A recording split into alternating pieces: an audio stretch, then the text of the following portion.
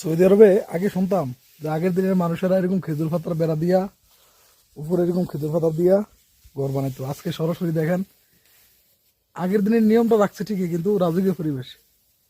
এই sofa set ফেলে রাখছে, দেখতে পাচ্ছেন? এই যে দেখেন আগের দিনের একটা পরিবেশ। তারপর দেখেন বাইরে অবশ্য বাগান আছে, বিভিন্ন ধরনের সবজি, খেজুর বাগান, এগুলা দেখেন। আপনাদেরকে দেখাই, দেখেন এই যে দেখেন, এই যে এখানে টমেটো, মাজরা, রসুন গাছ, ঠিক আছে, এই যে খেজুর গাছ, রসুন গাছ, ধরনের গাছ এখানে আছে।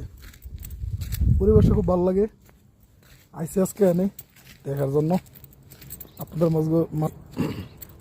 যে টমেটো বাগান, এই যে টমেটো গাছ, মাশাআল্লাহ কি সুন্দর টমেটো, ঠিক আছে। দেখেন এই যে রসুনের গাছ আছে, পেঁয়াজের গাছ আছে, সব কিছু আছে। আর ওইদিকে খাসি আছে, বিভিন্ন ধরনের ইয়ের মাধ্যমে দেখেন শেয়ার করার জন্য আসলাম সৌদি আরবে। খেজুর পাতার ঘর স্মৃতি হিসেবে রেখে দিলাম।